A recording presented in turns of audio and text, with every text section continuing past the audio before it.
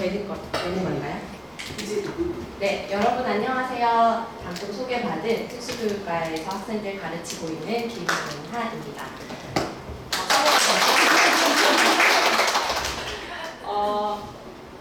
오늘 제가 여러분들께 함께 나누고자 하는 이야기는 장애에 대한 이야기인데 그걸 어떻게 풀어나갈까 하다가 가장 제가 잘 말씀드릴 수 있는 분야로 좀 포커싱을 맞춰서 여러분들께 말씀드리려고 해요.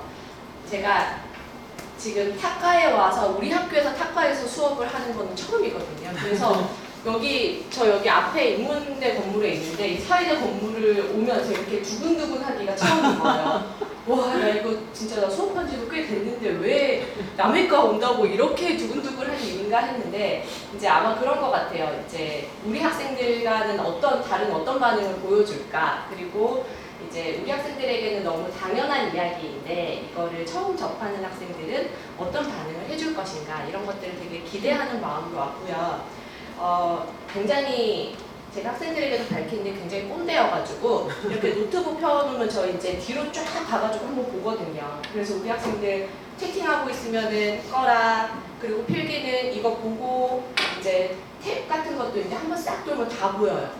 심지어 이제 줌으로 수업할 때도 딴짓하면 다 보이거든요. 듀얼 모니터로 딱 켜놓고 웃을 타이밍이 아닌데 웃고 있는데 둘이 동시에 웃어. 딱 찍죠. 둘이 지금 카페에 있지. 그럼 딱 맞아요. 그래서 여러분들 왜 이 말씀을 드리냐면 제가 이제 많은 이야기를 여러분들에게 유익한 이야기를 드리고자 하는데 여러분들의 호응이 정말 너무 중요합니다. 그래서 이 시간만큼은 여러분들이 다른 데서 들을 수 없는 이야기일 거라고 자부하기 때문에 좀 집중해서 들어주시기 바랍니다. 그러면 시작을 해볼게요. 제목을 함께의 가치라고 이제 적어봤어요. 그래서 함께 많이 쓰는 건데 국어사전을 한번 찾아봤거든요. 그랬더니 함께가 한꺼번에 같이 또는 서로 더불어라는 뜻을 가지고 있더라고요. 자, 우리는 여러분들 이제 국제관계학과이고 그리고 이제 여러 가지 다양성에 대해서 많이 배우고 있다고 들었는데 과연 우리가 생각하고 있는 장애인과 함께 그리고 한꺼번에 같이 서로 더불어 어떻게 살아갈 것인가를 고민해 보신 적 있나요? 네, 별로, 왜냐면 주변에서 많이 볼 일이 없죠. 그래서 크게 고민을 안 해보셨을 것 같아서 오늘 함께 그 고민을 해보고자 합니다. 목차는요, 첫 번째는 장애인과 함께 경험한 적이 있나요? 그리고 장애인은 어떤 걸까요? 장애인과 함께 살아가는 것이 무엇일까요? 그리고 그들의 삶 속으로 한번 들어가 봅시다. 이렇게 4가지의 목차를 가지고 이야기를 시작하도록 하겠습니다. 자, 먼저 여러분들의 이제 반응, 호응이 중요합니다. 자, 장애인과 함께한 경험, 여러분들의 경험을 알려주셨으면 좋겠어요. 자, 제가 QR을 넣어놨거든요. 자, 핸드폰 꺼내셔도 됩니다. 핸드폰 꺼내셔가지고 QR로 찍으세요. 그러면 왜 손들어서 여러분들 경험 한 명 한 명 찍으면 굉장히 조금 민망하잖아요. 그래서 여기 무기명이니까 찍으셔가지고 구글 이제 시트가 나올 거예요. 설문지가. 그럼 거기에 복수 응답 가능하니 잠깐 들어가서 응답해 주시기 바랍니다. 이런 걸 하다니.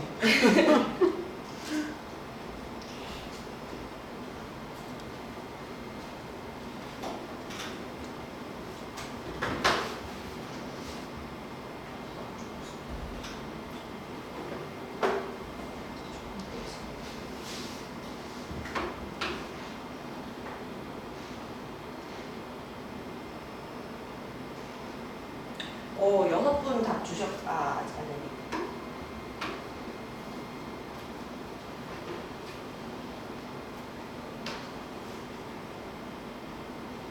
오, 빠르게 답을 주셨어요.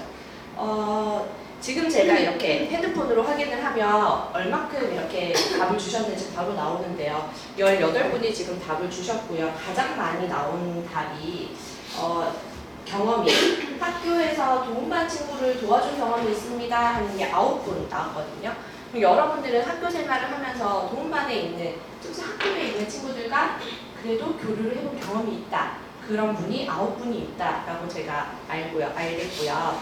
그리고 가족 중에 장애인 있는 분도 있고요. 친한 친구 중에서 장애를 가지고 있는 분도 계시네요.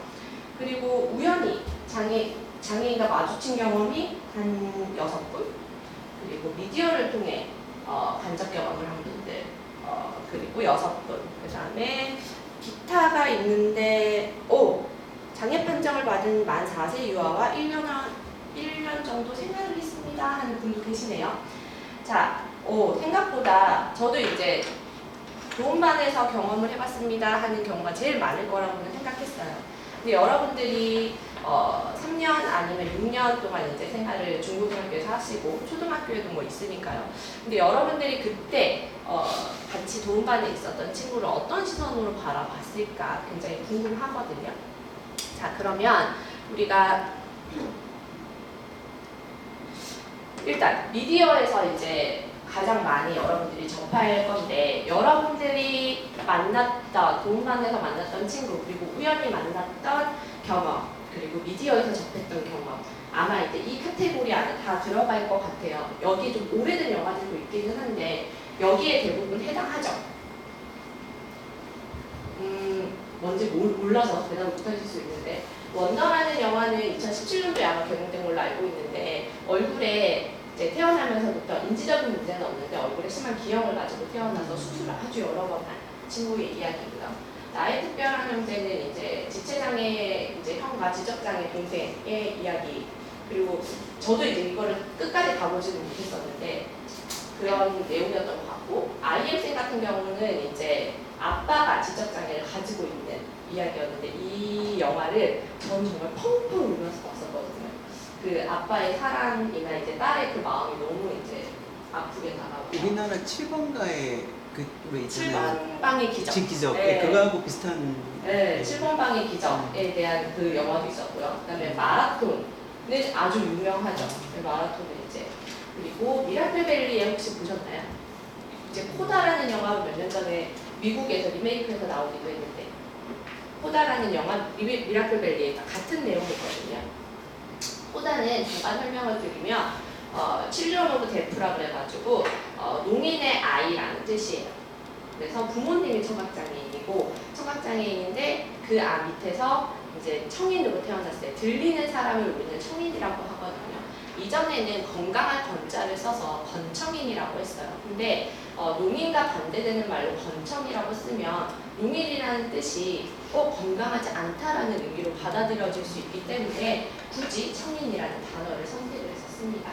맨발의 기공이도 지적자의 이야기. 제8요일은 굉장히 오래된 영화인데, 다운 증후군, 네, 성인의 삶의 이야기인데, 이 영화는 실제로 다운 증후군 이제 배우가 출연을 했죠. 그리고 이제 레인맨 같은 경우도 굉장히 오래됐어요. 제가 학부 때, 수업 때 교수님이 보여주셨던, 이제 추천해주셨던 영화인데, 여기에는 자폐성 장애인 형이 나오는 이야기고요.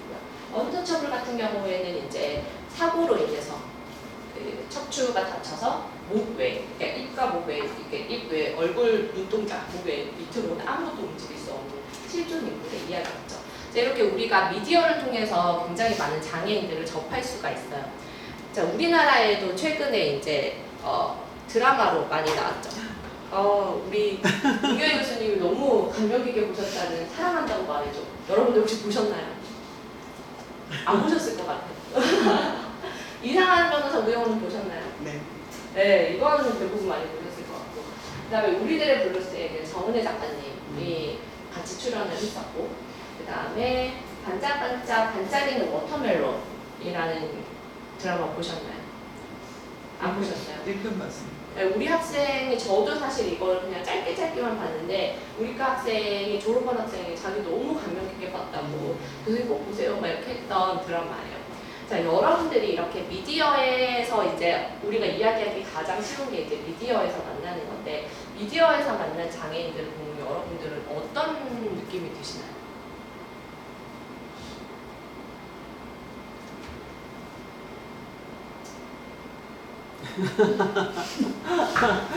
이렇게 지목을 한번 해보세요, 교수님. 지목을요? 네. 지목을 여기 나왔어요.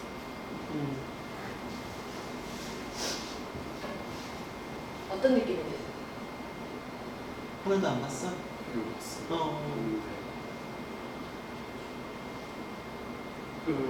제일 먼저 느꼈던 거는 사람들의 시선이 제일 중요한 것 같아요. 그러니까 다양한 장애에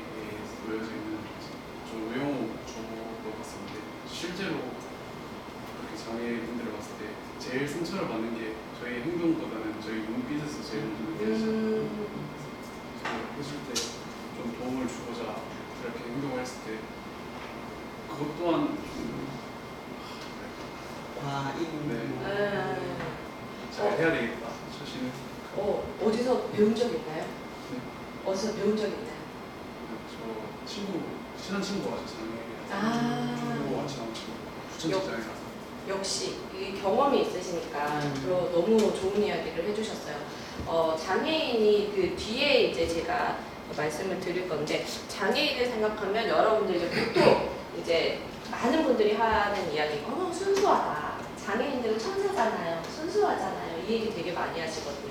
장애인들 되게 싫어해요. 이 얘기. 똑같은 사람인데 여러분들한테 학생 너무 순수해요. 어떻게 그렇게 천사 같아요. 뭐 이렇게 들으면은 나의 이중적인 모습에 막 이상하게 느껴지지 않나요? 장애인들도 똑같거든요. 그리고 가장 또 많이 생각하는 게 우리의 도움이 필요할 것이다. 그렇죠? 뭔가 도움이 장애인을 보면 뭐라도 도와드리고 싶지 않나요? 그렇죠? 제가 학부 1학년 때 지하철에서 시각장애인을 만났어요. 이제 1학년 때 특수교육학 개론을 이제 막 배웠고 장애인을 보면 이 사명감에 뭔가를 막 도와드려야 될 것 같은데 막 어떻게 다가가서 어떻게 해야 될지를 몰라서 이렇게 쭈뼛쭈뼛하다가 그냥 돌아왔어요. 그때 시각장애인 교수님께 여쭤봤어요. 교수님 제가 지하철에서 이렇게 만났는데 너무 도와드리고 싶은데 어떻게 도와드리면 돼요? 라고 이제 여쭤봤는데 교수님이 그때 딱 질문하시더라고요. 그분이 너에게 도움을 요청했니? 라고 물어보시더라고요. 아니요. 근데 뭔가 불편할 것 같아서 뭔가 도와드리고 싶었는데 요청하지 않았는데 굳이 도움을 줄 필요가 있을까? 라고 하시더라고요. 그러니까 그게 바로 이 학생이 얘기해줬던 시선인 것 같아요. 뭔가 힘들 것 같고 나의 도움이 필요할 것 같고 도움의 대상일 것 같고 저도 1학년 때 그런 마음이 되게 컸거든요. 근데 그때 교수님이 얘기해 주셨던 게 어떤 분들은 이제 요청하지 않는 도움을 받았을 때 오히려 굉장히 불편할 수 있겠구나. 나 혼자 할 수 있는데 왜 굳이 나한테 도움을 주지? 라는 생각을 할 수도 있겠구나. 아니면 좀 도움을 요청하고 싶은데 늘 요청하는 게 너무 부끄러워서 요청하지 못할 수도 있지만 그것보다는 다가가서 이렇게 여쭤보는 게 사실 맞는 거죠. 진짜 도움이 필요할 것 같은 상황일 때 제가 어떤 도움을 좀 드려도 될까요? 뭐가 좀 필요하신가요? 라고 이렇게 여쭤볼 수 있는. 그러니까 무작정 이렇게 도움을 드리는 게 아니라. 그리고 이제 앞에 나온 이제 우영우에서 보면 이제 자폐인들이 이제 우영우 변호사 같은 경우에는 우리가 이제 전문 용어로 뭐라 그러면 서번트라 그러거든요. 서번트라고요. 천재예요, 천재. 천재인데 사회성 기능에 문제가 있는 천재예요. 자, 이런 우영우 변호사를 봤을 때 이제 많은 분들이 또 자폐하면 이꼴 천재일 것 같다라고 생각을 하거든요. 앞에 나온 이 레인맨 같은 경우도 여기에 나오는 이 여러분들은 잘 모를 수 있어요. 톰 크루즈의 형으로 나오는 더스틴 호프만이라는 배우가 서번트예요. 천재예요. 어떤 장면이 나오냐면요. 막 그 전화번호 여러분들 전화번호 부책이 있었던 걸 아십니까? 옛날에 이만큼 두꺼운 전화번호 부책. 거기에 우리 아빠 이름 찾으면 우리 집 전화번호가 나왔답니다. 그런 개인정보가 다 공개됐던 시절이 있었죠. 자, 그때 미국도 똑같았나 봐요.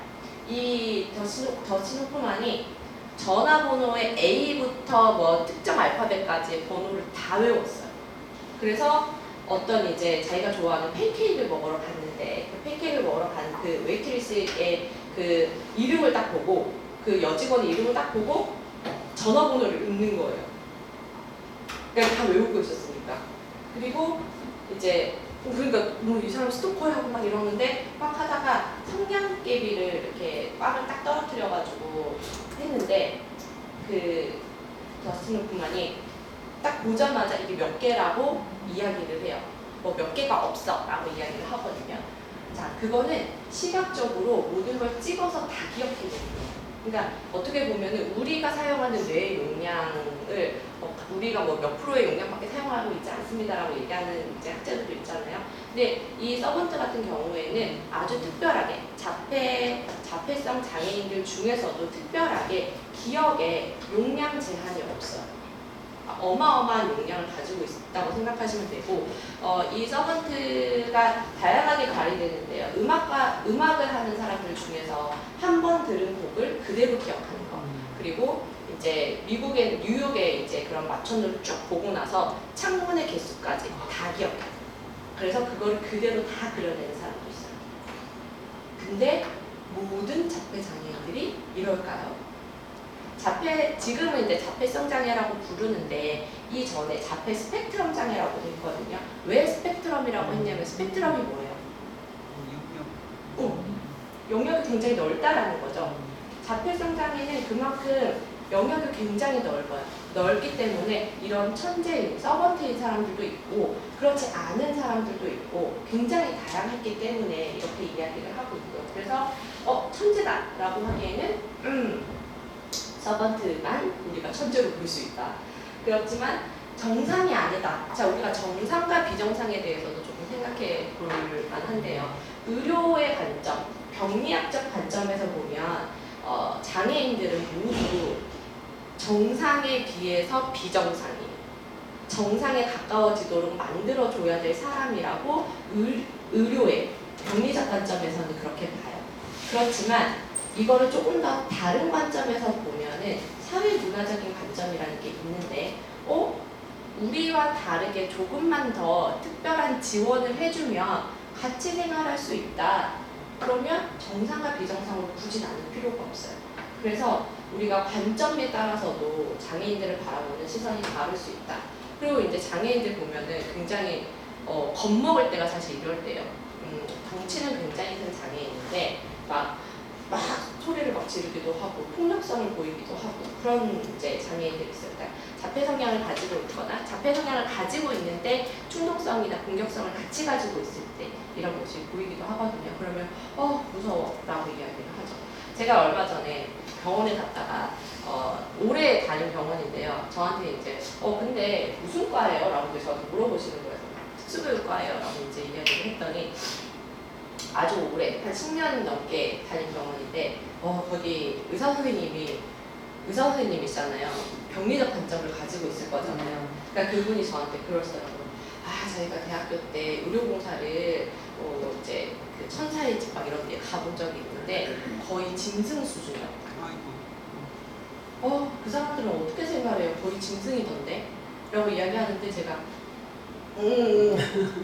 이제 진료 시간도 있고 하니까 더 이상 말은 못했지만 그렇게 바라볼 수도 있겠구나. 그리고 이전에는 그렇게 대했던 사람들도 정말 많았던 거예요. 제가 마침 주말에 꼬꼬무를 보다가 너무너무 놀랐는데 혹시 이번 주에 꼬꼬무 보셨나요? 그 사랑의 집 이야기 나오는 거 보셨나요? 정말 너무 황당하지 않나요? 근데 거기서 이번 주 꼬꼬무 이야기가 뭐였냐면요. 옛날에 저는 근데 몰랐어요. 그 사랑의 집 이야기를. 사랑의 집이라는 곳에 어떤 사람이 장씨라는 사람이 장애인들을 이제 자기 자식 이제 받아가지고 옛날에는 아주 오랜 더 옛날에는 장애인을 한 집에서 키우기가 너무 힘들었던 그 시절에는 보내세요. 내가 키워줄게요. 내 자식처럼 해가지고 자기 보조개 올려서 자기가 그 장애인들을 보살핀다 하고 키웠는데 거기가 사랑의 집이었는데 알고 봤더니 거기는 지옥이었던 거예요. 탈출을 하니 다시 잡아와서 고문을 하고 그러니까 거의 무슨 그 항일 운동했던 그 열사들이 받는 고문처럼 손톱 뽑고 막 이랬대요. 그러니까 그런 고문을 밥도 안 주고 막 어마어마한 고문을 자행을 했는데 이제 가족들이 알게 된 사람들이 있어서 이거를 고소를 하고 막 했더니 당신들이 버리지 않았냐? 당신들이 버리지 않았냐? 라고 이야기했어요. 그러니까 예전에 장애인이 정말 취약한 계층이다 보니까 정말 말도 안 되는 그런 사건들의 열류가 되기도 했었죠. 자, 이제부터 여러분 입장을 한번 바꿔서 생각을 해보면 좋겠어요. 눈먼 자들의 도시라는 영화 혹시 보셨나요? 보셨어요? 안 보셨어요? 이것도 조금 이제 오래된 2008년이라서 여러분들이 보기엔 조금 오래된 영화이긴 한데 소설로도 있는데요. 응원자들의 도시가 어떤 이야기냐면 이름 모를 바이러스에 의해 가지고 온 도시에 있는 사람들 전부 다 눈이 안 보이게 돼요. 근데 이 주인공 혼자만 볼 수 있어요. 그러니까 모두가 못 보고 혼자만 볼 수 있는 상황이 된 거예요. 자, 어떻게 그러면은 여러분들 세상이 어떻게 될까요? 어떻게 됐을까요? 갑자기 못 보게 된 거예요. 갑자기 사람들이. 어떤 바이러스에 의해 가지고 이름 모를 바이러스에 사람 한두 명씩 전부 다 이제 한둘씩 이제 계속 안 보이기 시작해가지고 못 보게 된 사람들을 격리하기 시작했는데 이제는 모두가 안 보이게 되고 딱 이 주인공 여자만 볼 수 있어요. 어떻게 이런 상황이 벌어져? 어땠을까요? 우리 저기 여학생 어땠을까요? 이 주인공 혼란스럽지 않을까? 매우 혼란스러워요. 그리고 맨 뒤에 있는 안경 쓴 남학생 어땠을까요? 주인공 저 여성만 이제 입장이 바뀌어서 문만 사람들의 입장에서는 거리가 느껴질 수 있는 존재가 어떻게 보였어요. 거리가 느껴질 수 있는 존재가 된 것 같다. 여기 우리 이야기해준 뒤에 있는 남학생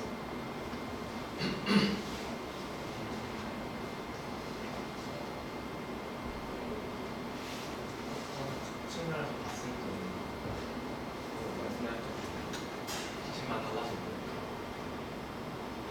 시간 같은 게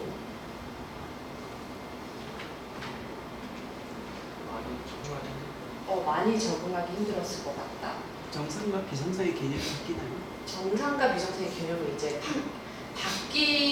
바뀌죠. 바뀌는데 이제 이 스포를 하자면요. 이 주인공은 본인이 보이는 걸 숨겨요. 왜냐하면 모두가 안 보이는데 본인만 보인다는 거를 들켰을 때 굉장히 생명의 위협을 느끼기 시작하는 거예요. 자, 모두 어떤 수용시설에 들어가게 돼요. 자, 거기서 누가 권력을 잡을까요? 권력 관계가 바뀌는데요. 네. 누가 권력을 잡게 될까요?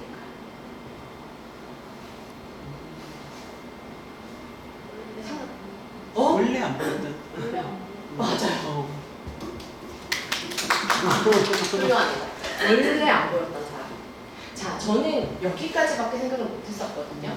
이 영화에 대해서 실제 이제 선천적 이제 시각장애인 분이랑 이 영화에 대해서 이야기를 한 적이 있었어요. 자, 원래 안 보였던 사람들이 권력을 갖게 돼요. 왜냐하면 그들은 안 보이는 걸로 생활을 익숙하거든요. 익숙해요. 근데 그 안에서도 최고층의 권력을 잡는 사람이 있어요. 안 보이는 사람들 중에서 최고층의 권력을 잡는 사람 어떤 사람일까요?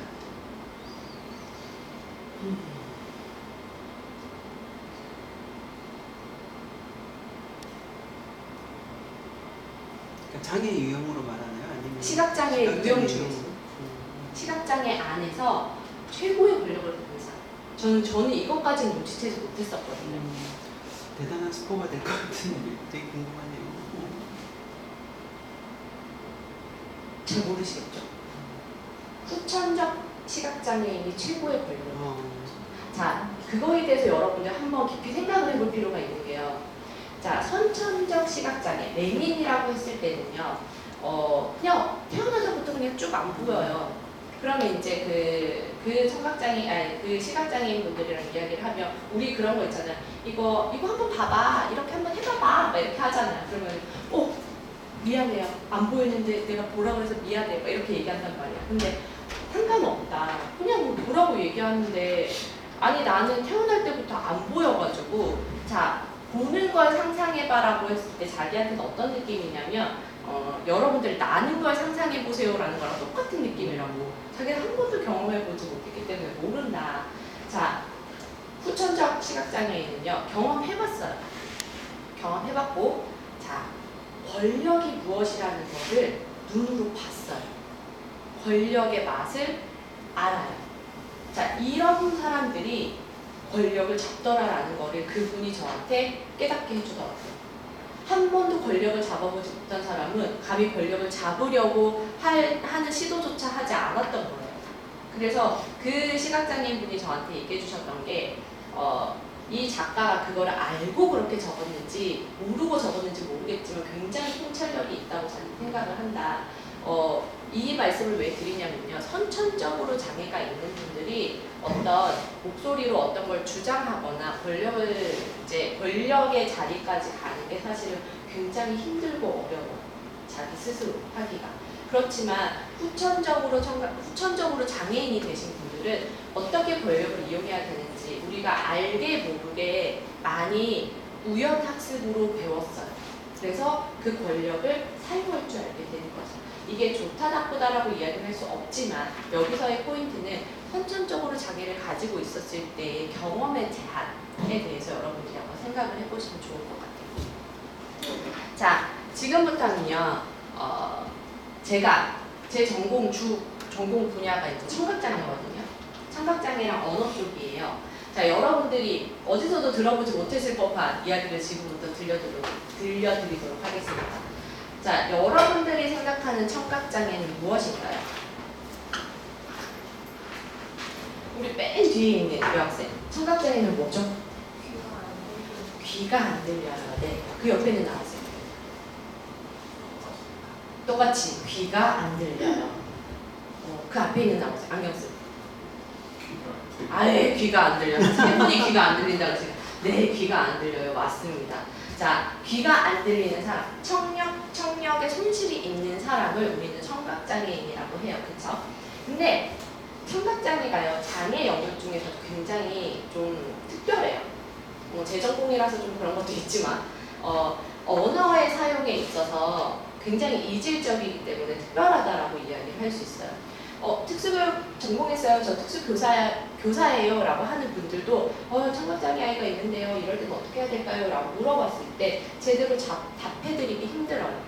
왜냐면 청각장애에 대해서 깊이 있게 공부하지 않으면 여러분들이 지금 접할 이 내용조차 모를 수 있어요. 자, 소문자 대표가 있고요. 대문자 대표가 있어요. 자, 이거의 차이는 무엇일까요? 내가 아는 모든 영어 실력을 강해보세요. 선천후천. 청각장애를 나눌 때 선천후천이 굉장히 중요합니다. 그렇지만 답은 아니에요.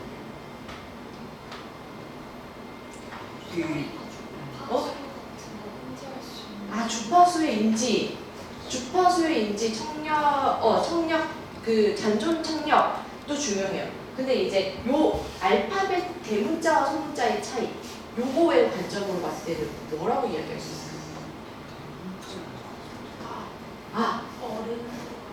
어른과 아이. 아쉽네요. 남녀? 아니요. 우리 대문자로 쓰는 걸 뭐라고 하죠? 집단 고유명사. 역시 교수. 집단 고유명사. 그러니까 우리 대문자 쓸 때, 고유명사 쓸 때 대문자 쓰죠. 맞습니다. 자, 이 소문자 대표와 대문자 대표를 나누는 기준은요. 대문자 대표를 쓸 때는 나는 대표야. 라는 거는 나는 들리지 않는 사람이 아니라 나는 수어를 모국어로 사용하는 소수 집단이야 라는 걸 강조하고 싶은 집단에서 대문자 대표를 써요. 자, 그 다음에 소문자 대표는 우리가 어떤 때 나누냐면요. 제가 아까 말씀드렸던 병리학적 관점에서 나눌 때 있죠. 보통 아까 우리 학생이 주파수 이야기 해줬는데요. 청력에 대해서 우리가 보통 주파수와 데시벨로 표기를 해요. 근데 평균 데시벨이 90데시벨, 90데시벨이면은 큰 버스가 지나가는 소리, 이런 소리거든요. 그 정도의 소리를 못 듣는 사람일 때 병리학적 관점에서 데프라고 소문자로 표기를 해요. 자, 그 다음에 하드 오브 히어링은 번역하시면 알겠죠? 뭘까요? 어렵나요? 거의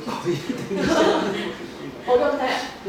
듣기 어려운 사람이겠죠. 우리 쪽 전공 용어로 하면 난청이라고 해요.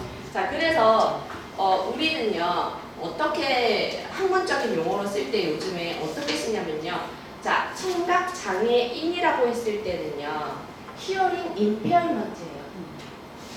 임페어먼트 뜻이 뭐죠? 우리 고등학교 때 실력을 우리 국제관계학과잖아. 영어를 잘하기로 소문. 임페어먼트가 뭐죠? 질문을 피하시나요? 임페어먼트 뭐예요? 우리 심지어 영문과도 있어요. 요 영어가 임페어먼트 뭐죠? 이제 어려운 단어를 여쭤봤나요? 임페어먼트 모르면 핸드폰 뒀다 뭐합니까? 찾아보시면 되는데 임페어먼트 뭐죠? 누가 빨리 서칭하나? 장애, 손상. 네, 임페어먼트는 철저히 병리학적 관점에서 히어링 임페어먼트, 비주얼 임페어먼트 해가지고 이거는 손상이다, 장애다 라고 보는 관점이에요. 근데 요즘에 저희 쪽 학회에서는 임페어먼트라는 단어를 쓰지 않아요. 임페어먼트라는 단어를 쓰면은 쟤는 장애에 대해서 뭐 어떻게 생각하는 거지? 라고 생각을 해요. 그래서 저희 쪽에서는 데프 앤 하드 오브 히어링이라고 해서 청각 장애를 데프 앤 하드 오브 히어링으로 표기를 합니다. 그 중에서 의 어떤 집단 정체성을 이야기하고 싶을 때에는 대문자 데프를 써요. 자, 이거는요 정말 특수교육과의 제 수업을 듣는 학생들이 듣는 이야기. 여러분들 한 번도 들어본 적 없죠? 와, 청각장애면 청각장애 그냥 귀가 안 들리는 거 다 비슷한 거 아닌가? 라고 생각할 수 있는데 굉장히 달라요. 자, 이전에 누가 데프일까 그러면? 누가 대문자 데프일까? 자, 여기요 빅오션이라는 청각장애 아이돌 그룹이 데뷔한 거 아시나요? 보셨나요? 네, 빅오션. 여기 그 미남의 3명의 청년들이 아이돌 그룹으로 데뷔를 했고요. 아마 그 장애인의 날에 맞춰서 데뷔했나 그랬던 것 같아요. 그러면 노래를 손으로 부르는 거예요? 아니요. 노래를요. 여기 이제 이 빅오션에 있는 이분들 같은 경우는 한 명 외에 두 명이 이제 후천적 청각장애고 인공아웃 수술이나 보청기를 활용을 하고 있기 때문에 노래를 부르는데 음정 박자도 사실 박자는 얼추 맞춘다고 하더라도 음정 맞추기가 힘들어요. 보청기나 인공아웃 수술을 해도. 그래서 소리를 AI로 만들었어요. 그래서 이제 춤을 추는 거죠. 춤추고 이제 립싱크하고 이제 그 유튜브 한번 찾아보시면 저도 궁금해서 찾아봤는데 유튜브 찾아보시면요 이 진동으로요 이 워치에 해가지고 진동으로 그 세기와 강약의 박자를 맞추는 걸 같이 안무 연습 그렇게 하고 화면에다가 숫자를 띄워가지고 이제 연습을 같이 하더라고요. 자, 이분들 같은 경우에는 그럼 이 세 개 중에 뭐에 해당할까요? 네? 네? 대문자? 네. 소문자 혹은 하드 오브 히어링에 해당하겠죠. 청력을 어느 정도 활용하고 있어요. 네. 자, 저 맨 위에 있는 분은 의사 선생님이에요. 심지어 일본에 있는 의사 선생님이고요. 귀가 들리지 않는 내과 의사라고 이제 적혀 있어요. 자, 이분과 우리나라의 청각장애인이면서 의사인 분들 아직 한 번도 그 소식을 접한 적이 없거든요. 근데 이제 일본에서는 청각장애가 있어도 의사로 이제 진료를 하고 계시고, 그리고 이제 진료를 할 때 대신에 이제 진료실에 들어가기 전에 마스크를 벗어주세요. 여기는 청각장애인 의사가 진료를 하는 곳입니다. 라고 적혀있어요. 이분은 후천적 청각장애로 전해 알고 있어요. 청력을 활용하고 있죠. 자, 그 다음에 이제 아직 안 보셔가지고 모르시겠지만 여기 밑에 있는 두 분이 실은 청각장애에 해당합니다. 대문자 대프에 해당합니다. 자, 이 대문자 대프에 있는 분들이 이제 유튜브에 찾아보시면은 사람들이 많이 하는 질문들에 대해서 대답을 해주는 영상이에요. 그걸 이제 제가 뒤에다가 말씀드릴 뒤에 이제 다음 슬라이드에서 말씀드릴 건데요. 그리고 저 옆에 있는 남자분이 이렇게 하고 있는 거는 제가 직접 아는 분인데요. 이분은 이제 수어시. 자, 그러면 농이는 어떻게 예술 문화를 즐기지? 라고 했을 때 수어시로 문학적인 걸 표현을 하거든요. 그래서 제가 시간이 되면은 그 영상도 함께 보여드리도록 하겠습니다. 자, 그러면 여러분들 되게 궁금한 게 많을 것 같아요. 청각장애에 대해서. 여기서 뭐부터 한번 질문을 받아볼까요? 여러분들이 질문 안 할 거가 제 질문 만들어 왔잖아요. 제가 다 한 질문 몇 개 빼고 나요. 그냥 빨리 골라주세요. 저기 검정색 모자를 쓴 남색.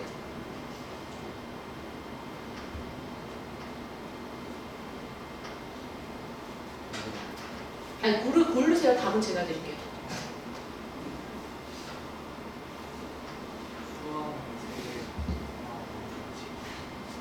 자, 수원은 세계 공통을, 그러니까 제가 이제 질문 타임이니까 아까 이제 해주신 분들도 있지만 같이 참여해 주세요. 이제 질문에 답을 맞추시는 분들께 드리려고 제가 이거 2개 챙겨왔어요. 되게 예쁜, 이거 의미가 있는 외국 수첩인데요. 자, 수원 세계 공통일까요? 정답 맞춰주세요. 손 들고 먼저 맞추시는 분께 제가 드리도록 하겠습니다. 네. 아닌 것으로 알고 있어요. 아닌 것을 알고 어떻게 알고 계세요? 드라마 아닐 수 있는데 드라마나 이런 거 봤을 때 그 수어 언어가 달라서 이해를 못하는 경우가 수어 언어가 달라서 이해를 못하는 경우에는 선생님 이름이 뭐죠? 있는데 아, 예. 뭘로 선택을 할 수 있게요? 이 선착순이에요. 2명밖에 못 드려요.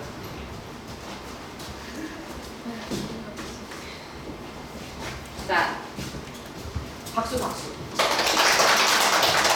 그 다음에 예희 학생이 골라줄래요?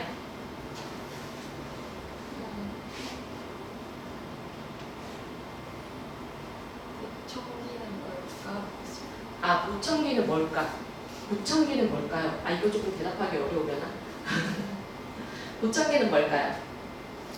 와 진짜 보청기는 뭘까 생각을 별로 안 해봤는데. 보청기, 용기 있는 자, 수첩을 얻을 것인데. 청가 완전히 안 들리잖아요. 떨어지는 분들 청각이 보호하고요. 숨소리가 큰 확대 스피커 같은. 소리를 봤어가지고 구입해봤어요? 지금 할머니 네. 그때 제가 대신 사드렸는데 소리를 증폭시켜준다고. 네. 네. 두 종류 있거든요. 어떤 거요? 이게 아예 안 보이는 귀 속형이 있고요. 그게 네. 있고 보이는 보이는 귀걸이도 있고. 아, 훌륭합니다. 박수. 주파수 이런 거랑 별 상관이 없는 거네요. 좀 더 설명을 드리자면요. 보청기가요. 귀속형도 있고 귀걸이형이 있는데 우리나라에서는 귀속형을 선호해요. 청각장애인게 이제 안 보여주고 싶어서. 근데 좀 더 나누면 선형 보청기가 있고 비선형 보청기라는 게 있는데 선형 보청기라는 소리를 그냥 일정 소리 그냥 다 증폭시켜주는 거예요. 자, 그러면 너무 큰 소리가 또 증폭이 돼버리면은 이게 힘들겠죠. 그래서 이제 청각장애를 사실 굉장히 나누면은 전음성 난청, 가문성 난청 혹시 들어보셨나요? 있어요. 그런 게 있어요. 네. 저음성 난청, 가문성 난청이라는 게 있는데 가문성 난청이라는 거는 우리 귀에 있는 달팽이가 와우라는 곳과 그리고 이제 청신경이나 이쪽이 좀 손상이 됐을 때 가문성 난청이라고 그러는데 그러면 특정 소리가 잘 안 들려요. 근데 소리를 다 똑같이 높여줘 버리면 굉장히 불쾌해져요. 그래서 비선형 보청기라고 해서 특정 소리는 소리를 낮춰주는 그 압축해주는 어떤 특정한 그 전자 시스템적으로 만들어줘요. 그래서 그렇게 선형 보청기, 비선형 보청기로 나누기도 하고요. 아까 얘기한 것처럼 귀속형, 귀걸이형도 있고 애기들한테는요. 옛날에는 지금은 잘 안 쓰는 것 같은데 이거 잘 빼버리니까 이렇게 주머니형이라고 그래가지고 이렇게 주머니형 이렇게 매달아가지고 이제 끼우기도 하기도 했어요. 그래서 보청기는 소리를 증폭시켜주는 역할을 하는 게 보청기다라고 생각하시면 돼요. 제가 보청기의 에피소드를 말씀드리면 우리나라에서 보청기 한 사람 중에서 굉장히 화려한 보청기 한 사람 한 사람도 본 적 없거든요. 근데 제가 저는 이제 일본에서 공부를 했는데 일본의 이제 청각장애 친구들 중에 보청기의 이 성능이 좋은 건 당연히 귀걸이형이에요. 이게 좀 크기가 사이즈가 커야지 소리나 이런 시스템이 많이 들어가겠죠. 이 귀걸이형에다가 알록달록되게 예쁜 커버를 해가지고 끼우기도 해요. 근데 제가 제일 놀랐던 거, 제가 독일에 연수를 갔었는데요. 독일의 어떤 학교 선생님이에요. 근데 본인이 청각장애인이신 거예요. 정말 번쩍번쩍한 무슨 다이아몬드 한 막 엄청나게 박아놓은 것 같은 지금 우리 이런 거 뭐라 그러죠? 이어커브? 뭐라 그래요? 뭐 액세서리처럼 왜 연예인이 하는 거 있잖아요. 그런 것처럼 보청기에다가 보석을 엄청나게 박아놓은 걸 봤어요. 그래서 너무 멋있는 거예요. 어떻게 저분은 정말 그 정체성, 내가 청각장애인이고 내 보청기를 쓰지만 이 정체성이 굉장히 잘 형성되어 있는 분이구나 라는 걸 알 수 있었어요. 자, 그리고 우리 학생이 또 하나 골라주세요.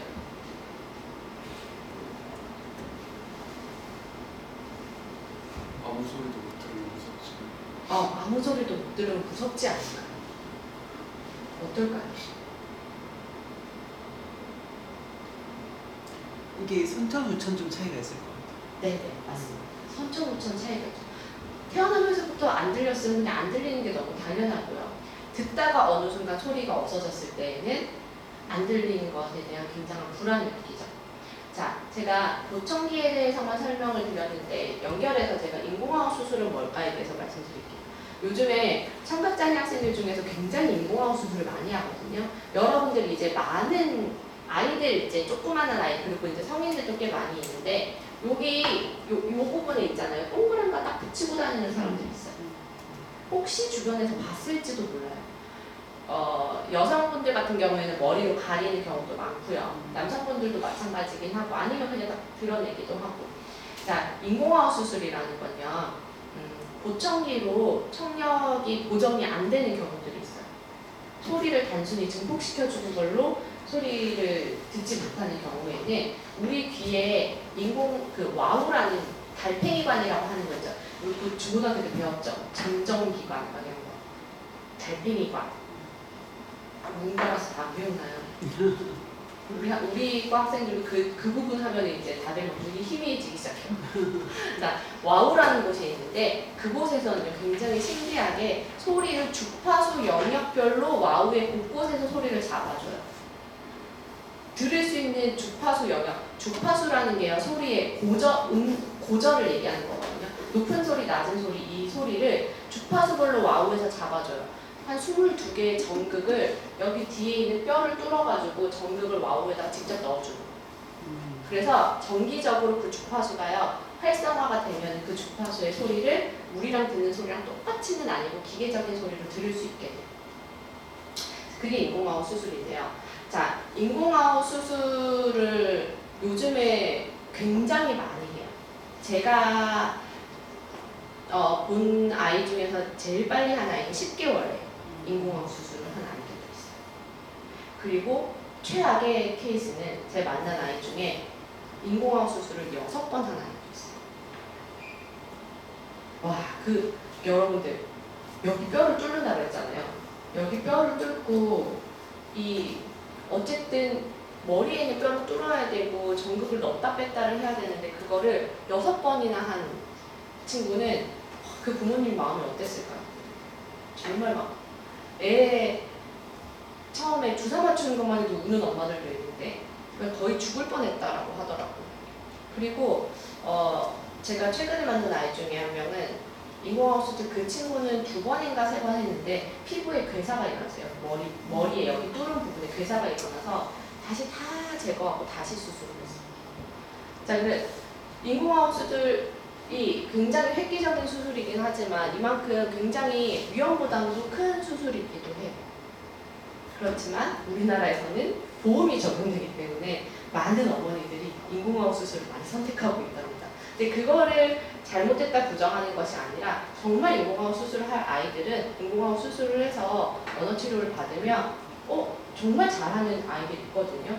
근데 조금 애매한 경우인 아이들이 인공화호 수술을 했다가 결국에는 빼버리는 경우도 있어요. 그래서 좀 안타까운 케이스도 있습니다.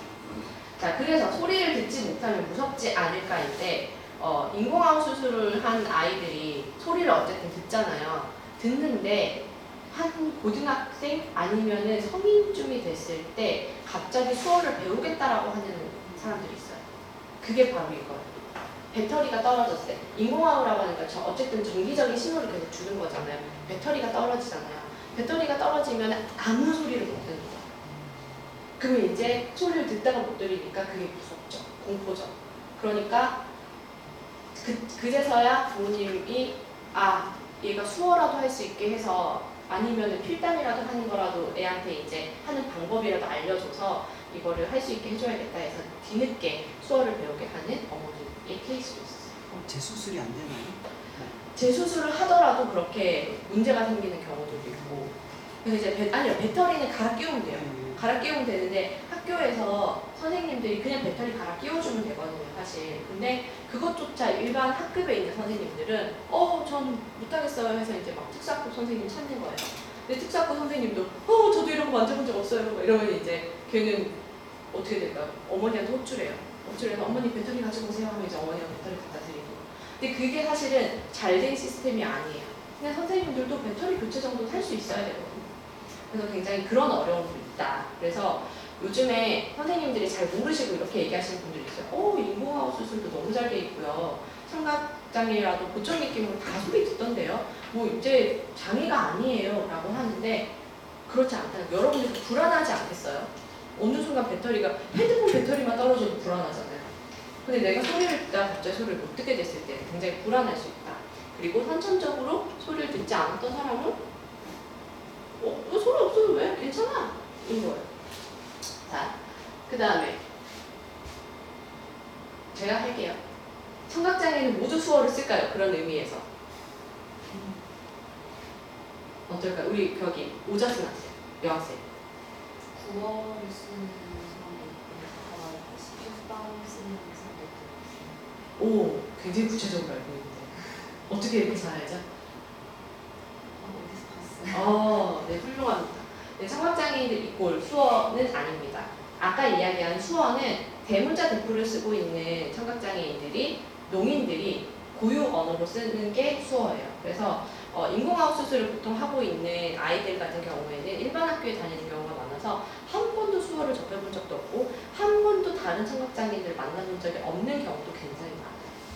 자, 그 다음에 청각장애는 사실 다른 장애보다는 좀 편하지 않을까? 어떻게 생각하세요? 아까 뭐 지적장애도 있었고요. 지체장애도 있었고요. 자폐도 있었고요. 많잖아요. 청각장애는 그래도 표가 안 나잖아요. 많이. 그래서 더 힘들 수도 있을 것 같아요. 네. 그래도 더 힘들 수 있어요. 특히 사춘기 때. 혹시 주변에 청각장애 친구가 있었나요? 특히 사춘기가 되면은요, 나는 소리를 잘 듣는 사람도 아니고, 그렇다고 아예 안 들리는 것도 아니고, 그럼 나는 뭐지? 하는 굉장히 그 사춘기 때 오는 그 질풍노도의 시기를 굉장히 심하게 겪으면서 제가 아는 여러 청각장애 친구들이 자살을 생각했던 친구들이 굉장히 많았어요. 여러. 근데 그거를 저는 청각장애라서 그런가 보다라고 생각을 했었거든요.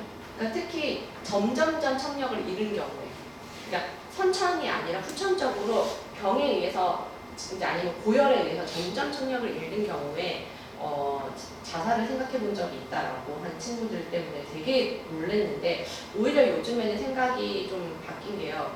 요즘에는 워낙 청소년들이 다들 질풍노도가 굉장히 심하다 보니까 비슷하게 그런 그냥 성장통을 겪는 걸 수도 있겠다. 근데 그게 조금 더 힘들겠다. 그 정체성을 고민하는 것 때문에 좀 더 많이 힘들겠다라는 생각을 하게 됐었죠. 그래서 이렇게 청각장애는 굉장히 이질적이랍니다. 자, 그래서 아까 말씀드렸듯이 농인은 수어를 모국어로 하며 농문화를 향유하며 살아가는 사람을 우리는 농인이라고 하는데요. 혹시 그 우리나라에 한국 수화 언어법이라는 게 있는 거 아세요? 아주 훌륭하게요. 2016년도에 우리나라에는 한국 수화 언어법이라는 법이 제정됐어요. 일본보다도 빨리 제정됐고요. 세계 어느 나라보다도 아마 법으로 제정된 거는 우리나라가 되게 빨리 제정된 걸로 알고 있어요. 그렇지만 안타깝게도 여러분들 고등학교 때 수어 배우셨나요? 안 배우죠? 네, 한국어와 동일한 그 자격을 가진 공용어로 인정하고 있는 법이 있거든요. 그러려면 우리는 한국어랑 동일하게 수어를 배우는 게 맞는데 제가 법을 잘 몰라서 그렇지만 이 법에 허점이 되게 많대요. 그래서 이거를 강요할 수 없는가 봐요. 학교에서 반드시 가르쳐야 하거나 뭐 이렇게 되지 않아서 우리가 아직 수어를 그렇게 가까이 느끼고 있지는 않습니다. 자, 이 농인들의 삶은 어떠할까? 제가 이제 농인들에게 제가 많이 했던 질문들이거든요. 그리고 여러분들 되게 만나기 어려운 사람들이에요. 이 대문자 대표인 사람들은. 가끔씩 이제 뭐 농아인 협회에서 뭐 행사를 한다거나 아니면 이제 뭐 미디어를 통해서 만날 수 있는데, 이분들에게 우리 학생들이 최근에 되게 질문 많이 했던 것들을 제가 이제 가지고 왔거든요. 자, 농인은 농인과 결혼하고 싶어 할까요?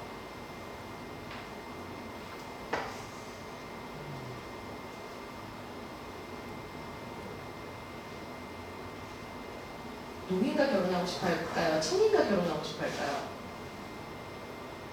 개인적 성향의 차이가 있을 개인적 성향의 차이. 우리 모자 쓴 학생의 옆에 학생. 농인은 아니 여기 학생. 농인은 농인과 결혼하고 싶어 할까요? 청인과 결혼하고 싶어 할까요? 이게 정해진 딱히 정해진 건 없는 것 같아요. 자, 3명의 고등학생에게 물어봤어요, 제가. 너는 농인이랑 결혼하고 싶니? 청인이랑 결혼하고 싶니? 당연히 농인이랑 결혼하고 싶지. 당연히. 자, 이거는 어떤 질문 같냐면요. 여러분이 스페인어를 잘 못해요. 스페인어를 잘 못하는데 너는 스페인 사람이랑 결혼하고 싶니? 한국 사람이랑 결혼하고 싶니랑 거의 비슷한 수준의 질문이 돼요. 자, 농인은 수어로 그 문화를 향유하는 사람이라고 그랬잖아요. 근데 저도 그래도 되게 멋있는 청년이 있으면 좀 끌리지 않을까 그러니까 그러더라고요. 그러면 질문을 확장했어요. 그러면 수어를 정말 잘하는 진짜 잘하는 청인이면 그러니까 그건 좀 한번 생각해 볼게. 그리고 일본 수어랑 우리나라 수어랑 되게 비슷하거든요. 한 60% 비슷해서 그러면 일본인인데 농인이야. 그래서 수어를 잘해. 그러면 그 사람이랑 결혼 생각해 볼 수 있겠어? 그건 괜찮아. 그러니까 그 농인들끼리 수어로 통한다는 게 그만큼 굉장히 강력한 거더라고. 그 다음에 너는 결혼을 한다면 아이가 청인이었으면 좋겠어? 농인이었으면 좋겠어? 라고 물어봤어요. 여기서 어떤 대답이 예상되시나요? 응? 농아기였으면 좋겠어. 난 우리 아이가 농아기로 태어났으면 좋겠어. 실제로 그렇게 생각. 실제로. 여러분들 한번 생각해 보신 적 있나요? 없죠. 한 번도. 그리고 왜? 자, 이게 바로 우리가 굉장히 뿌리 깊이 가지고 있는 병리학적인 정상과 비정상의 개념을 다시 한번 생각해 보시면 돼요. 당연히 들리는 아이가 좋지. 그래야지 세상을 살아가기 편하지. 근데 농인들은 안 들려도 잘 살았어. 좀 투쟁을 좀 많이 해야 하지만 그래서 안 들려도 괜찮아. 나 잘 키울 수 있어. 그래서 제가 아는 이제 그 농민들끼리 있는 그 공동체가 있는데요. 거기서는 아주 간절히 농아기가 태어나길 바래요. 근데 굉장히 희한하게요. 그 유전적인 요인 다 포함해가지고 농인과 농인 사이에선 청인이 태어날 확률이 높고요. 청인과 청인 사이에서 농인이 태어나요. 그래요? 네. 그래서 한 5에서 10% 정도가 그렇게 돼요. 그래서 사실은 데프 패밀리라고 하는 농이 쭉 연결되는 그 가계모를 갖기가 굉장히 힘들어요. 한 5% 정도밖에 안 돼요. 그래서 이 농문화라는 게 그래서 그들이 굉장히 중요시하게 여기는 거고요. 자, 그래서 이제 막 학생들이 질문을 해요. 그러면 수어도 기속말처럼 할 수 있어? 라고 질문을 했어요. 어떻게 할 것 같아요? 수어는 다 편하잖아요. 어떻게 할까요? 우리 건조한 모자를 쓴 옆에 학생. 기속말처럼. 방법은 모르겠는데 할 수 있을 것 같아요. 방법은 모르겠지만 뭔가 있을 것 같다. 그래서 이제 이 질문을 했을 때 이제 이렇게 얼굴을 모르는 척 여기 쳐다보고 있으면서 이렇게 하면 안 보이게, 저 사람한테 안 보이게 옆에서 수어하면은 된대요. 그래서 자기들도 기속말처럼 한대요. 그리고 근데 수어는 손을 쓰잖아. 근데 팔 다치면 어떻게 수어해? 수어할 수 있어? 그러니까 손으로 하면 되지. 한 손으로도 다 표현할 수 있고 심지어 우산 쓰면 앞에서도 우산 쓰고 징그럽는데도 표현을 해요. 진짜 신기하죠? 운전할 수 있을까요? 운전할 수 있을까요? 청각장애인 운전할 수 있을까요? 표지판이랑 응, 거의. 근데 소리가 안 나. 경적소리 빵빵 소리 안 들리잖아. 그건 별로 안 중요할 것 같아요. 할 수 있을 것 같아요. 네, 할 수 있어요. 근데 제가 실제로 타본 적이 있거든요. 용인이 운전하는 차를 청인이 타면 굉장히 무섭습니다. 왜냐면 우리는 소리가 들리잖아요. 근데 이들에게는 안 들리잖아요. 근데 이들에게는 우리한테 없는 게 하나 있어요. 주변 시야 능력이 굉장히 뛰어나요. 그 주변 시야라는 거는 농인이라서 청각장애인이라서 발달되는 게 아니라요. 여기서 남학생들, 여학생들 포함 게임 굉장히 그 롤 같은 거 좋아하시는 사람 있나요? 살짝 웃었어. 좀 좋아하는 것 같아요. 자, 롤을 잘하려면 화면 전체를 굉장히 잘 봐야 되죠. 한 부분만 중앙만 봐야 돼? 아니죠. 적군이 여기 오면 여기 저기 막 주변 시야를 굉장히 활용을 많이 해야 된단 말이에요. 게임 잘하는 사람들도 주변 시야가 잘 활성화된다라고 해요. 프로게이머들. 그리고 수어를 통역으로 배운 사람, 수어 통역을 하는 사람들. 그런 사람들도 주변 시야가 후천적으로 발달해요. 자, 농민들은 아주 어릴 때부터 소리 외에 주변의 위험을 감지해야 되기 때문에 주변 시야가 굉장히 발달되어 있다고 해요. 그래서 운전을 할 때에도 주변 시야를 활용을 해서 운전을 하기 때문에 그렇게 저는 탔을 때 무서웠지만 실제로 오랫동안 그 차를 타봤던 분은 사고를 한 번도 경험하지 않았다, 괜찮았다라고 하셨고, 그리고 제일 무서운 건 사실 뭐였냐면요. 밤에 운전하잖아요. 그러면 농민들은 어쨌든 우리 운전할 때 막 수다 떨잖아요. 농민들 수다 떠는 거 되게 좋아하거든요. 그러면 밤에 그 실내 등을 끄잖아요. 근데 실내 등을 켜요. 켜고 운전자랑 뒷좌석에 있는 사람이랑 이 거울을 가지고 막 얘기를 해요. 제가 나 좀 무서운데, 그러니까 근데 이렇게 안 하면 우리는 얼굴이 안 보이잖아. 그래서 그 수어로 간단히 얘기하는 거 괜찮아 하면서 이제 그렇게 운전을 해요. 신기하죠? 자, 그 스티커에 붙임하는 질문인지 모르겠는데요. 이렇게 청인들 립을 읽는다고 하잖아요. 그럼 혹시 서로가 립을 읽으면서도 소통할 수 있어요?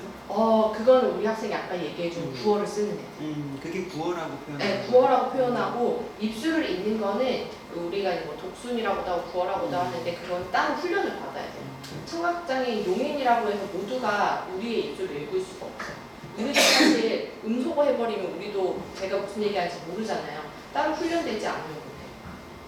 그래서 완전 수어를 쓰는 사람들은 거의 못 읽어요. 근데 보통 어릴 때부터 100% 수어로만 크는 사람은 잘 없기 때문에 구어를 어느 정도 훈련을 받은 경험이 있는 사람들은 어느 정도 읽어요.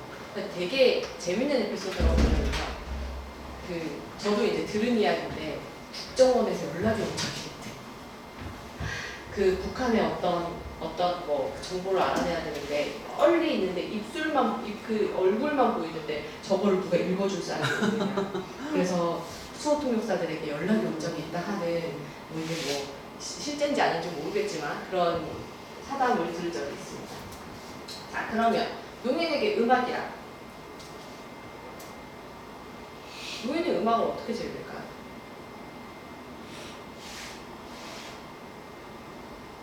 되게 다양해요. 진동으로 즐기기도 하고요. 그 미라클벨리에라는 영화 보면은 그 부모님이 엄청 큰 앰프를 차에다가 싣고 다니면서 팡팡 소리 내는 경우도 있거든요. 타악기로 하기도 하고요.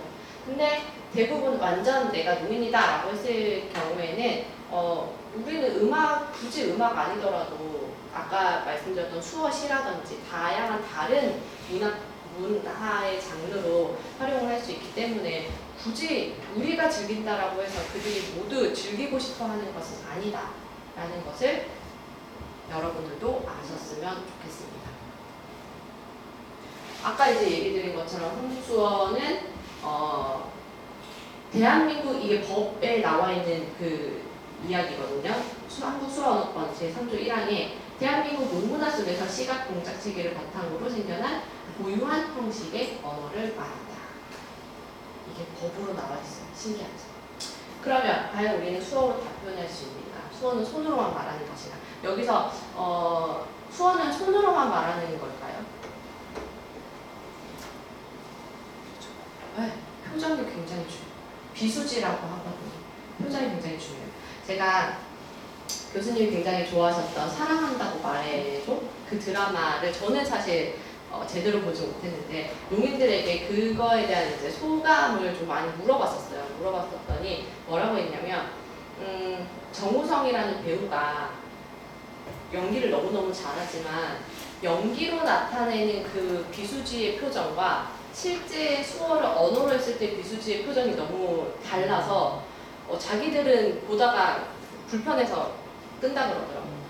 그러니까 이게 정우성이기 때문에 참고 볼만하지만 언어로만 하기가 되게 어렵고 언어로 봤을 때는 되게 이해하기가 어렵다. 그래서 정말 용인이 연기를 하는 게 가장 잘 표현을 하는 것 같다라는 이야기를 해줬어요.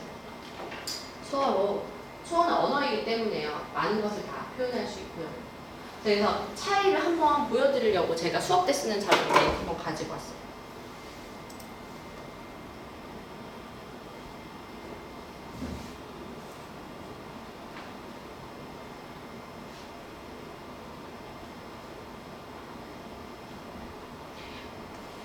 이 교과서에 수록됐던 영상이거든요.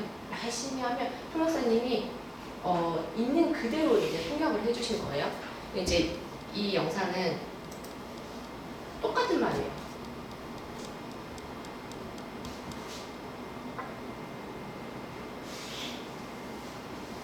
뭐가 다르죠?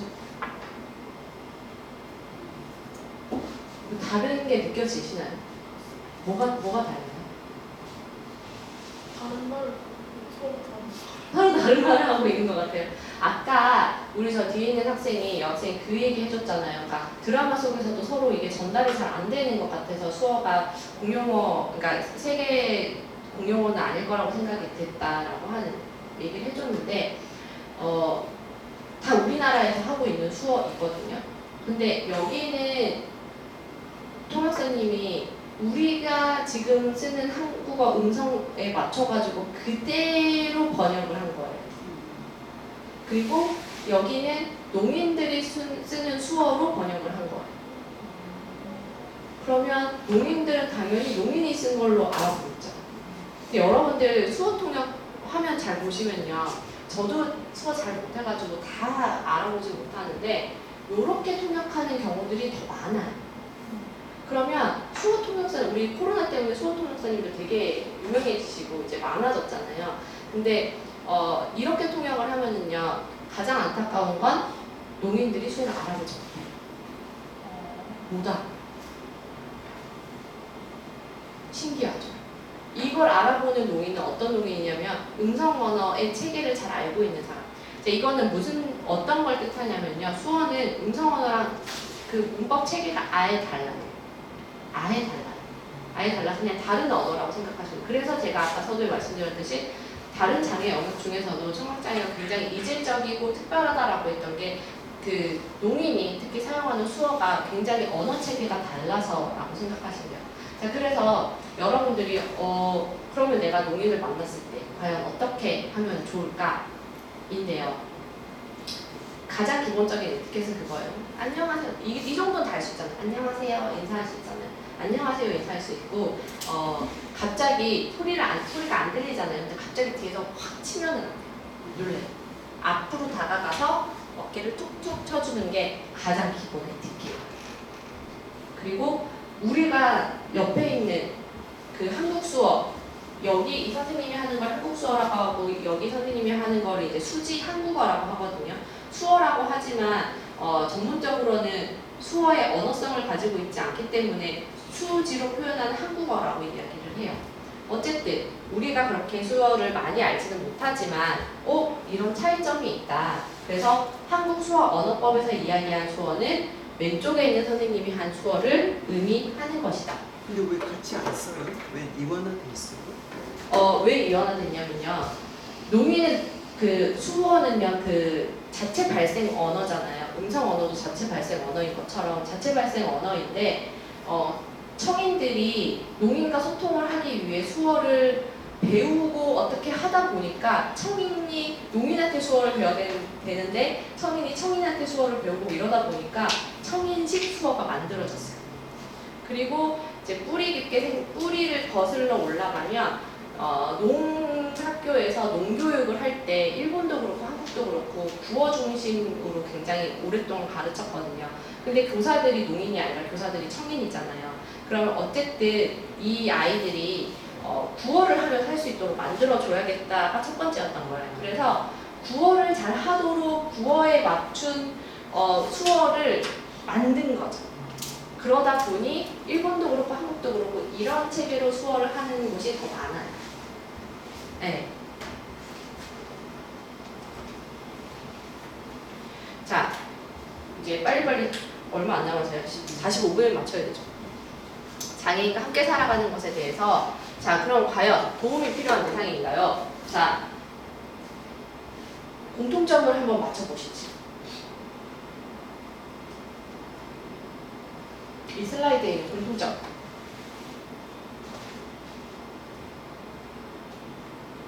오늘의 키워드는 장애인.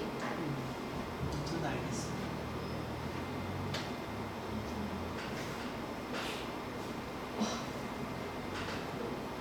우리 저기 안경 쓴 학생.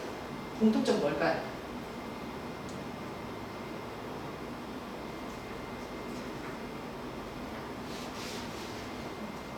와, 네.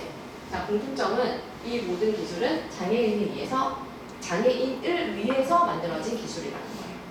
자, 우리가 자주 쓰는 이 스트로 있잖아요. 굽어진 스트로는 일본에서 뇌성마비 아이를 키우고 있는 엄마가 아이가 이렇게 빨대로 뭐 먹기가 힘드니까 구부려가지고 만드는 걸로 시작이 됐고요. 라이터 같은 경우에는 전쟁으로 한 팔을 잃은 친구가 담배를 너무 좋아하는 이제 애연가였어가지고 그 친구가 예전에는 상냥으로 이렇게 불을 켜잖아요. 한 손으로도 켤 수 있게 만들어서 라이터. 그다음에 이 이제 두 개는 시각장애인들을 위해서 이제 그 장애물 방지 그런 거 이제 소리 나게 해주는 그런 것들. 자율주행도 사실 거기서부터 시작했고, 그리고 이제 그 핸드폰에 요즘에 자동으로 이제 그 문자 이렇게 나오게 하는 거 있잖아요. 그것도 장애인들을 위해서 만들어낸 기술 중에 하나라고 합니다. 자, 이 말씀을 왜 드리냐면 결국에는 장애는 차별을 받아야 될 대상이 아니라 그냥 다른 차이라는 걸 우리가 굉장히 관점을 가지고 있다면 장애인으로 인해서 우리가 굉장히 많은 혜택을 받고 있는 기술들도 많이 찾아낼 수 있다는 거죠.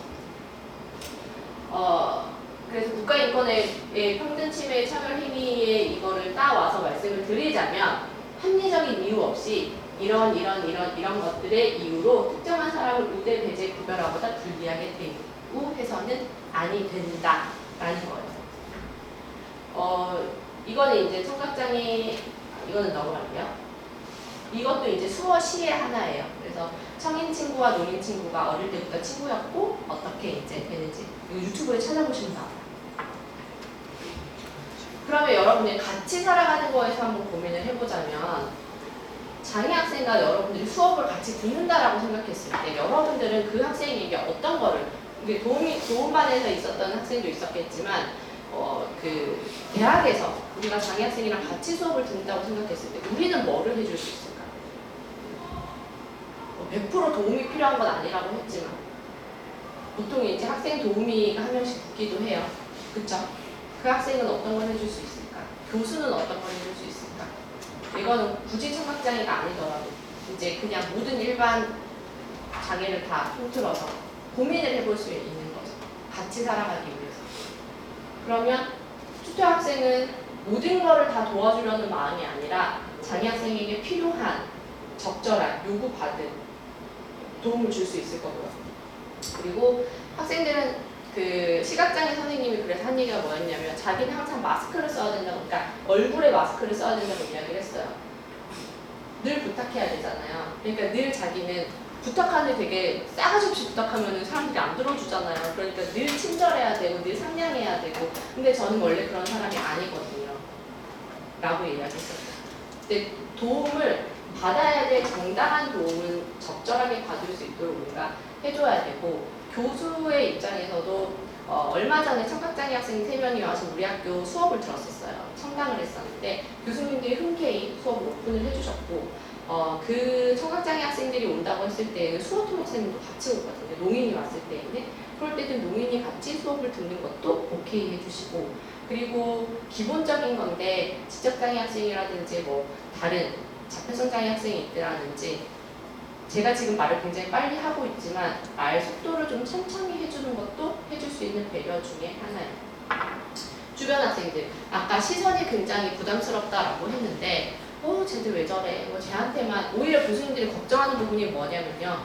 장애 학생에게 특별하게 얘한테만 어떤 뭔가를 제공해 주었을 때 다른 학생들이 그걸 불공평하다고 생각하면 어떡하죠? 여러분들은 어떻게 생각하세요?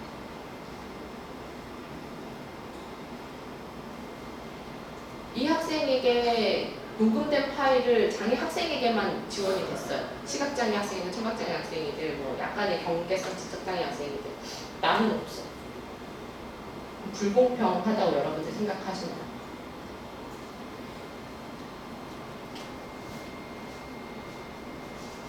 그러니까 그런 부분이 교수님들은 교수자의 입장에서는 굉장히 고민되는 부분이에요. 그렇다고 그거를 다 공개해 주기에는 굉장히 좀 부담스럽고, 이 학생이 이 수업 내에서 다 못 따라오는 거는 하고 싶어서 이거를 녹음을 요청을 했을 때 그걸 들어줘야 되는 건데 그렇게 해줘도 되나요? 라는 질문을 실질적으로 많이 하세요. 근데 그건 케이스 바이 케이스이기는 한데 학생들의 합의가 있을 때에는 충분히 가능한 거고요. 학과에서도 그 학생이 적응할 수 있도록 사실 학과와 대학과 이 시스템적으로 많이 도움을 줄 수 있어야 되고, 우리 학교에 장애학생 지원센터 있는 거 아세요? 있어요. 있고 요청을 해가지고 나는 도움을 요청을 하면 또 그거에 대한 피드백을 주실 거예요. 근데 또 가장 중요한 건 학생 본인의 의지도 굉장히 중요해요. 모든 거를 시스템과 주변 사람들이 다 해줄 수가 없거든요. 그러니까 본인이 배우려는 의지, 본인이 하려는 의지가 사실은 굉장히 중요하다. 자, 거의 막바지인데요. 이제 오티스타라는, 제가 이제 선물로 드렸던 이 노트, 오티스타라는 회사의 제품이에요. 오티스타, 아까 그 노트도 그렇고 느낌이 어때요? 되게 밝죠? 귀엽죠? 너무 이쁘죠? 자, 이분이 작가님이고요. 그러니까 여러 명의 작가, 한 7명의 작가님들이 있는데, 제가 이제 별표로 이렇게 표기한 이분들은 자폐인 디자이너예요. 이 오티스타라는 회사는 자폐인들을 고용해서 가르쳐서 정규 직원으로 채용을 해서 이 디자이너로 이렇게 하는 곳이고요. 실제로 부산에서 이제 오티스타 전시회가 있을 때 갔다 왔거든요. 이 오티스타라는 회사는 이화여대 이소영 교수님이 프로젝트로 시작을 해가지고 만든 곳이에요. 시간이 진짜 다 자폐인 디자이너로 일할 수 있어요? 요즘에는 그거 설명 안 해도 너무 예쁘다, 너무 멋있다, 너 갖고 싶다 이런 말들이 지금 쏟아지거든요. 이화여대학교 특수교육과 교수로 있는 이소현입니다. 10여 년 전에 오티스타라는 사회적 기업 창업해서 지금까지 운영하고 있습니다. 오티스타는 한마디로 얘기한다면 자폐인 디자이너가 정규직으로 일하고 있는 디자인 회사입니다.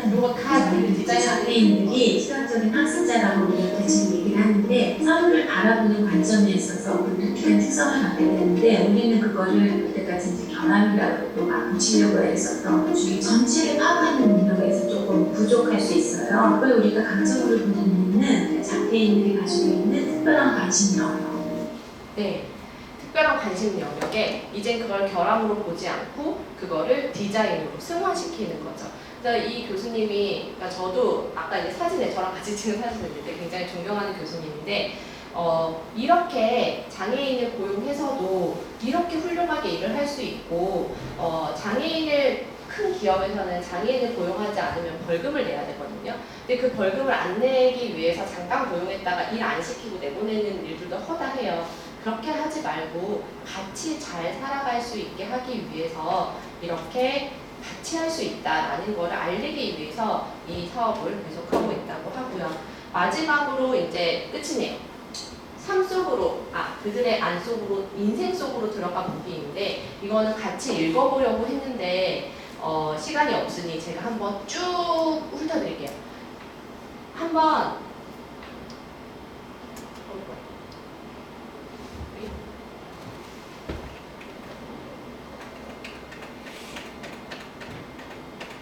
진짜 자, 이 이야기는요. 숲길 29번지에 아이가 왔어요. 근데 금붕어예요. 금붕어인데 곰 부부한테 금붕어가 찾아온 거예요. 그랬더니 막 숲속에 있는 주변인들이 난리가 났어요. 아까 우리 학생이 얘기했던 주변의 시선. 쟤는 다리도 없고 이상해.